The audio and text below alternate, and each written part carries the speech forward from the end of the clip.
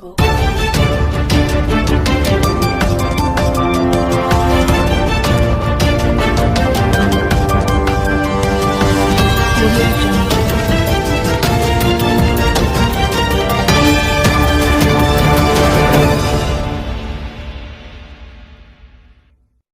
Video को like करें, हमारे चैनल को सब्सक्राइब कर बेल आइकन जरूर प्रेस करें हमारी लेटेस्ट वीडियो सबसे पहले देखने के लिए।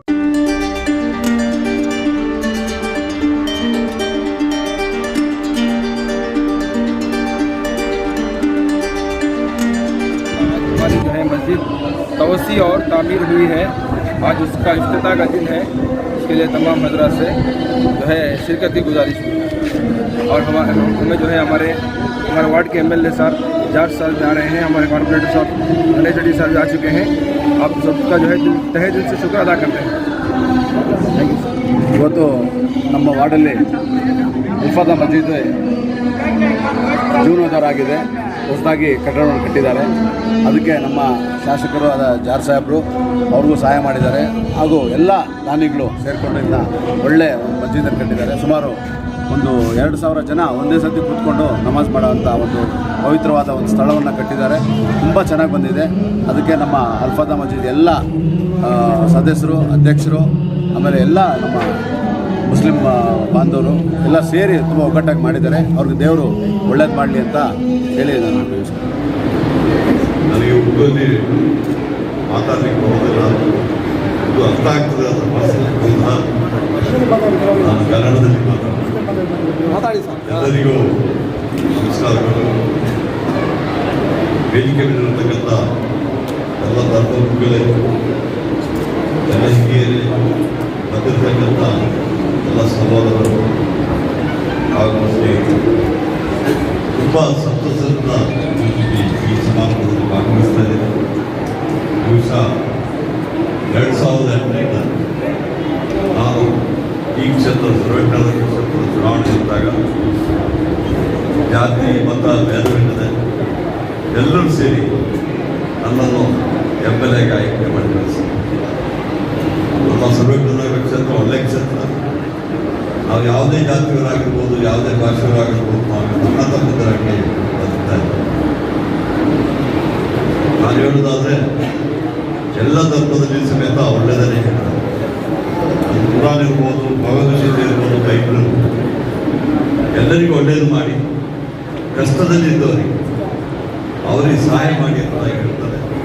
ಮತ್ತು ಎಲ್ಲ ಧರ್ಮಗುರುಗಳು ಸಮೇತ ಒಳ್ಳೆಯದನ್ನೇ ಹೇಳ್ತಾರೆ.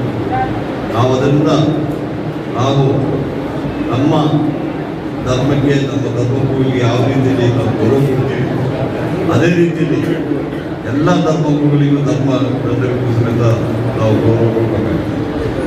ಹುಟ್ಟು ಒಂದು ಆಕಸ್ಮಿಕ. ಇವತ್ತು ನಾನು ಕ್ರೈಸ್ತ ಕುಟುಂಬದಲ್ಲಿ ಹುಟ್ಟಬೇಕಾದ್ರೆ ನಾನು ಕ್ರೈಸ್ತ ಹುಟ್ಟಲಿಕ್ಕೆ ನಾನು ಕ್ರೈಸ್ತ. ಆದರೆ ಪ್ರತಿಯೊಬ್ಬರು ದೇವರು ಎಲ್ಲ ಒಂದೇ ನನ್ನ ಪ್ರಕಾರ. ಯಾಕಂದ್ರೆ ನಾವು ಬೆಂಗಳೂರಿಗೆ ಬರಬೇಕಾದ್ರೆ ಬೇರೆ ಬೇರೆ ದಾರಿಯಲ್ಲಿ ಬರ್ತೀವಿ. ಗುರಿ ಯಾವಾಗಲೂ ದೇವರ ಹತ್ರ ಹೋಗ್ಬೋದು. ಅದಕ್ಕೋಸ್ಕರವಾಗಿ ಒಳ್ಳೆಯ ಕೆಲಸಗಳನ್ನ ಎಷ್ಟು ಮಟ್ಟಿಗೆ ಮಾಡ್ಕೊಳ್ಳೋದಕ್ಕೆ ನಾವು ವೈಯಕ್ತಿಕವಾಗಿ ಮಾಡಲಿಕ್ಕಾಗ್ತದೆ, ಅದನ್ನು ಮಾಡಬೇಕಾಗ್ತದೆ. ನಾನಂತೂ ಈ ರಾಜಕೀಯಕ್ಕೆ ಬಂದಿರೋ ಸಮಾಜ ಸೇವೆ ಮಾಡಿ, ಯಾರು ನನಗೆ ಒತ್ತಡ ಆಗಲಿಲ್ಲ, ನೀವು ಬರಲೇಬೇಕು, ನೀವು ಒಂದು ಸೇವೆ ಮಾಡಿ, ವೈಯಕ್ತಿಕವಾಗಿ ನಾನು ಸುತ್ತ ಇವತ್ತು ಈ ಒಂದು ಪಕ್ಷ ಸೇರಿ ಸಮಾಜ ಸೇವೆ ಮಾಡ್ತಾ ಇದ್ದೀವಿ. ನಾವು ರಾಜಕೀಯ ಬಂದುಬಿಟ್ರೆ ಚುನಾವಣೆಯಲ್ಲಿ ರಾಜಕೀಯ ಮಾಡ್ತೀವಿ. ಚುನಾವಣೆಯಲ್ಲಿ ನಾವು ಏನು ಮಾಡ್ತೀವಿ, ನಮ್ಮ ಧ್ಯೇಯ ಏನಿರುತ್ತೆ, ಅದು ಚುನಾವಣೆ ಆದಮೇಲೆ ನಮ್ಮ ಈ ಕ್ಷೇತ್ರದ ಜನರಿಗೆ ನಾನು ಅದನ್ನು ಗುರುತಿಸಲಿಕ್ಕೆ ಆಗೋದಿಲ್ಲ.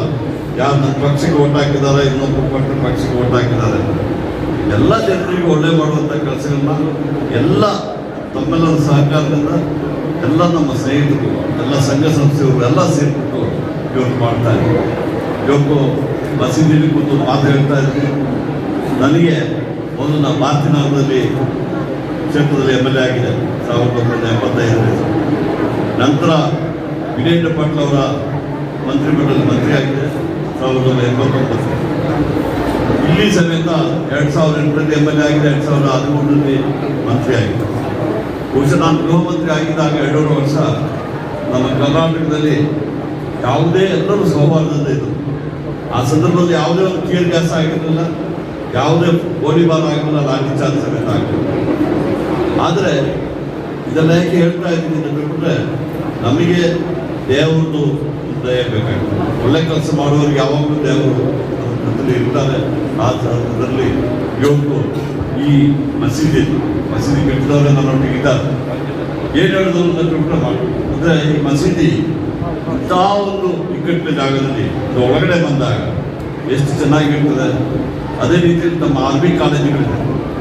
ಅರಬಿ ಕಾಲೇಜ್ ಸುತ್ತ ಜನ ಒಳಗಡೆ ಹೋದರೆ ಒಂಥರ ಸ್ವರ್ಗಲೋಕಕ್ಕೆ ಹೋದಂಗೆ ಆಗ್ತದೆ. ಅಷ್ಟು ಚೆನ್ನಾಗಿ ಇದು ಮಾಡ್ತೀರ. ಇದಕ್ಕೆ ಎಲ್ಲ ದಾರಿಗಳು ಸಮೇತ ಸಾಕಷ್ಟು ತಾವೆಲ್ಲ ಇದು ಮಾಡ್ತಾ ಇದ್ರ. ಅದರಿಂದ ದೇವರು ನಮಗೆಲ್ಲ ಒಳ್ಳೆಯದು ಮಾಡಿ, ನಿಮಗೆ ಒಳ್ಳೆಯದು ಮಾಡಲಿ ಎಂಬ ದೇವರಲ್ಲಿ ಪ್ರಾರ್ಥನೆ ಮಾಡಿ ನಾನು ನನ್ನನ್ನು ಕಲಿಸಿದ್ದಕ್ಕೆ ಮತ್ತು ನಮ್ಮ ಸ್ನೇಹಿತರಾದ ಗಣೇಶ್ ರೆಡ್ಡಿ ಎಲ್ಲರೂ ಇದ್ದಾರೆ. ಮೊನ್ನೆ ನಾನು ಒಂದು ಮಾತು ಹೇಳಿದೆ, ನಮ್ಮ ಈ ಗೌರಿ ಗಣೇಶ ಹಬ್ಬ ಹೋಗ್ಬೇಕಾದ್ರೆ ನಮ್ಮ ಟ್ಯಾನರಿ ರೋಡಲ್ಲಿ ಮೊದಲು ಅದು ದೊಡ್ಡ ಟೆನ್ಷನ್ ಆಗ್ತಾ ಇತ್ತು.